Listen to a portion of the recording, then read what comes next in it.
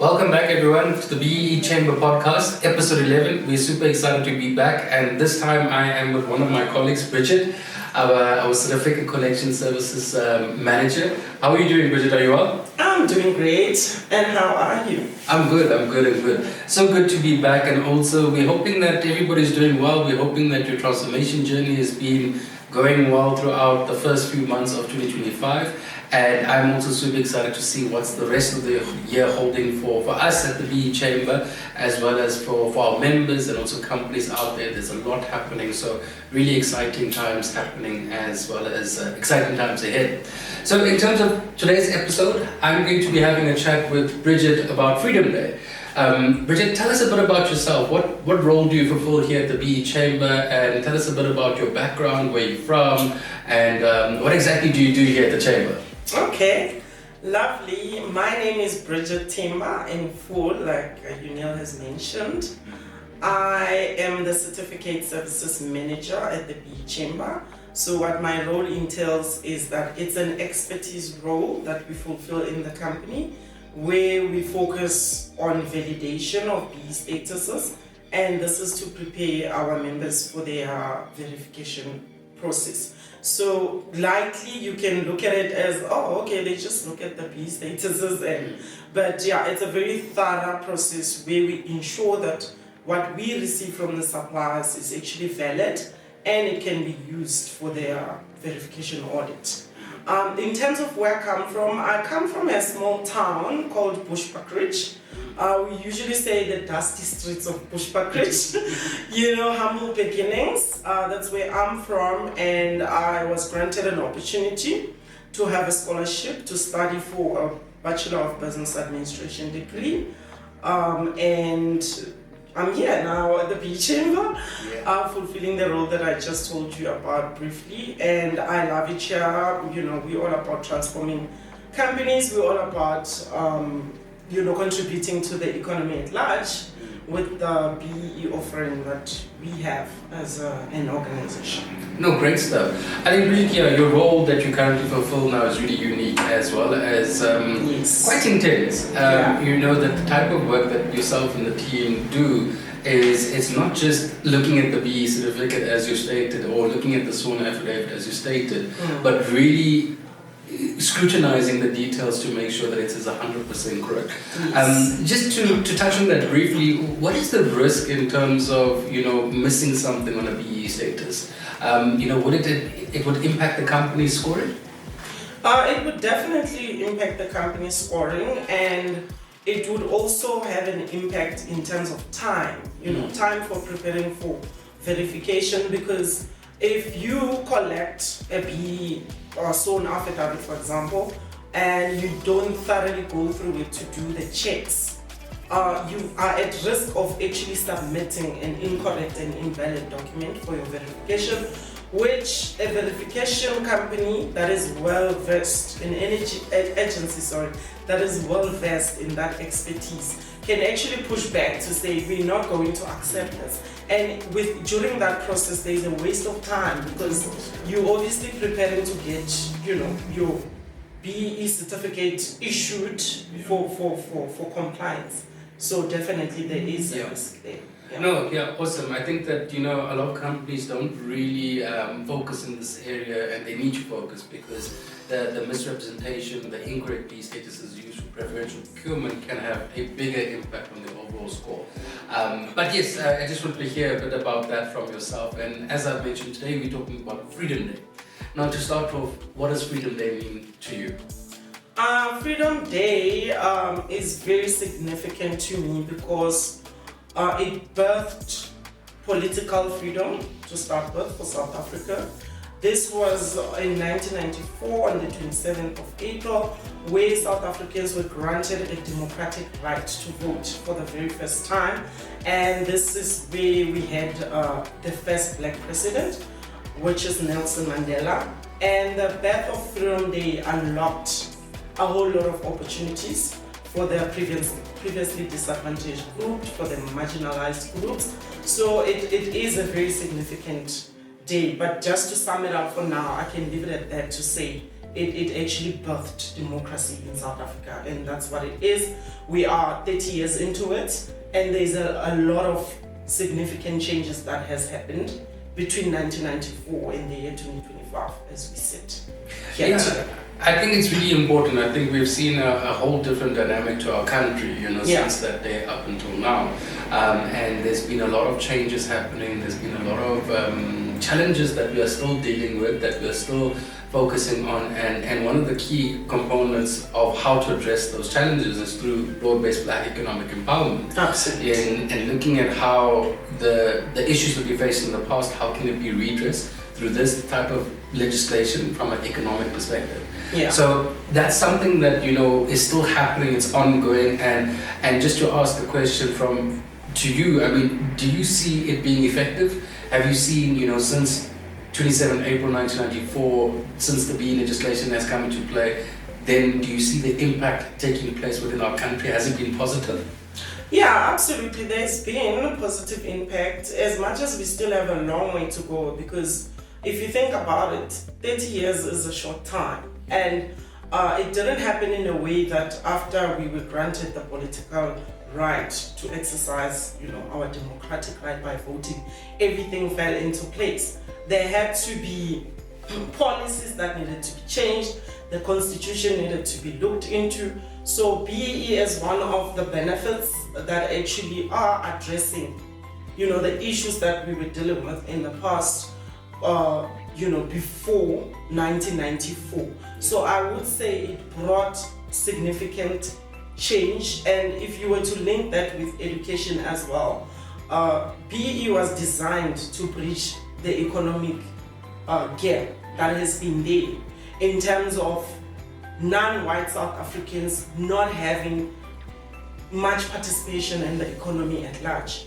So now BEE is actually addressing that. We are actually trying to bridge the gap between the non-whites and the whites that are participating in the economy. So we've seen the African, let me just call it, collectively, African, which is the Black groups, participating in the economy, and this is also enhanced through education. Education provides the skills, the skills that are required to actually participate in the economy, and this is addressed through triple BEE. Of course, yeah. Yeah. Look, I mean, there's definitely, the very clear link between education and also training and development of people linked to the economy. Yes. We always see, countries, if they've got a skilled workforce, they are going to have then a better thriving economy. Yes. So that's also important in terms of making sure that through BEE, the upskilling or the correct upskilling, correct training does actually take place. Sometimes we find initiatives under the BEE environment for training and development being just there for the sake of scoring the points. Yes. And it's not really there to develop that person or to develop that individual to create a career. What's your thoughts on that, or what is your advice to companies on that? Do you feel like they just complying just for the sake of complying, and they should change their mentality? Yeah, I believe companies should change their mentality, because what needs to be on the ground is what's the purpose of doing this? What's the benefit of doing this? Who is going to benefit from doing this? Because ultimately it's all about building and growing a better economy for South Africa. That's the benefit, which is the end goal to everything that we're putting into. So that's what needs to be looked into. We shouldn't be one-sided about it in a sense that we need to do this because BEE requires us to do this in order to comply. But the question that needs to be asked is, what are we changing lives? Number one, are we changing lives? Are we participating in decreasing the unemployment rate in South Africa? Because as it stands, especially the youth, I'm so passionate about the youth, and it breaks my heart that we are sitting at 45.5% of youth unemployment. So I believe if companies can be proactive and think about this holistically in terms of the benefit to it, as opposed to I'm doing this for compliance, we need to get points because we're involved in this. Do companies also still do follow-ups? Do they go back to the individuals that received the training and development to check what we have implemented, is it working? To the benefit of, you know, the youth, for example, that were put in these programs, for example, the years programs. You know, if you're going to go back and look and check, are the youth being placed? Are they being absorbed after they complete the programs? You know, and by doing that, you are able to see if this is beneficial to the people that are meant to benefit from it. And by so doing, these people are empowered to actually participate in the economy at large, which is the bigger picture. Yeah. Look, I think it's then boiling down to mindset. You know, the individuals that make the decisions just for BEE even, as well as the implementation of initiatives. Those individuals that make those decisions then maybe need to start changing their mindset to take note that it's not just about the now, it's also about what happens in the future, as in the impact. What are we doing for sustainability in terms of these individuals? And I think that's one of the biggest challenges that we face when it relates to broad-based Black economic empowerment. We find that people make decisions for the sake of making decisions. They don't really want to make the decision, or they don't really want to achieve what we need to achieve through the objectives. And we see that on a daily basis. You know, you can really hear when somebody is telling you what you want to hear, but they don't really mean what they say. So putting it back to Freedom Day, I think it's also important to note that, you know, around this time, and also when we talk about BEE legislation, we always hear the comments around, you know, companies should just move on, or individuals should just move on and just make sure that now we've dealt with the past, as in it's everything that has been, you know, in terms of segregation and also apartheid has been dealt with, and people should just move on and get over it. What are your thoughts on those types of comments, considering that, and I'm not sure if you know, if even, you know, viewers know about it, that the first piece of legislation that spoke to segregation was released in 1913. Now, if you look at the years between 1913 to 1994 versus 2025, those types of gaps and those years that have taken place between 1913 and 1994, the years of segregation, the years of apartheid, the years of challenges there, to then redress that within between 1994 and 2025. What are your thoughts on that? Is it possible to even do that? I am actually against the whole move on and forget about it. It happened in the past. Because how do we move on if we do not have all these objectives, if we do not come up with these programs, if we do not come up with these plans, if we don't map up a plan in which we're going to move on? Because you cannot just say move on without coming up with a plan in how things need to be reinstated. And, you know, we are fully aware that things can be reinstated. We cannot undo apartheid and the effects that came with it. However, with the programs that are in place, you know, BEE legislation, anything that is designed to empower and change the status quo is welcomed, because we need to look at it from different perspectives in terms of how it's going to benefit the previously disadvantaged groups, the marginalized. How do we move forward from here? We cannot just say move on and forget about it when we don't have a plan on how we're going to redress, you know, the past happenings that were caused by the apartheid era. So I think it's a very thrown out type of statement without looking deep into it in terms of what the effects are. Because as it stands, like I said, it's been 30 years, but there's a lot of challenges that we're still facing. However, as much as we have challenges, we have implemented, the country came up with programs, legislation that seeks to address, you know, that what was done wrong in the past. And that's what we need to focus on, because it's channeling us to the right direction. Yes, it's not going to be an overnight change. Yes, we might not see the improvements, you know, right away. But what I can say is we actually on the right direction, on the right path to creating a better future, you know, for our children, for the youth. They're going to have a better country than we did if we stick to the problems that have been created to actually redress that. Of course. I think that's also important. I mean, we need to, stay on the path of getting to the end goals of what we want to achieve for our country. And, on that journey, we also find, as we spoke about the decision makers and the individuals that don't really want to make this decision, but they're doing it for the sake of just doing it. And that also leads to non-sustainable, activities, meaning that they're just doing it for the sake of doing it. In the future, this person might be in the same challenge that they were a year ago. And I think that's where some of the challenges lie when it relates to comments being made to say that but BEE doesn't work in our country. It doesn't actually have an impact. But it's all about those decision makers wanting it to work and making it work and putting in programs that are obviously sustainable. So I think those comments again are quite loose when people say it's not working and it's only for certain individuals and there's corruption associated with BEE.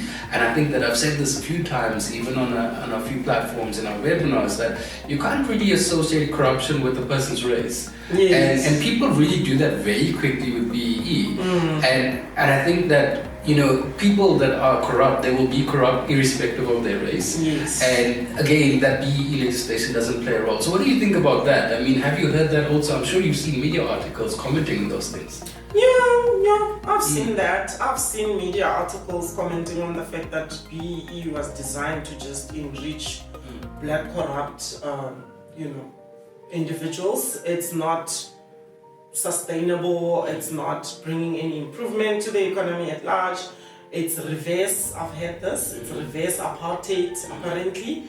And it's quite laughable because it's very easy to speak from a place of privilege. That's what I always say.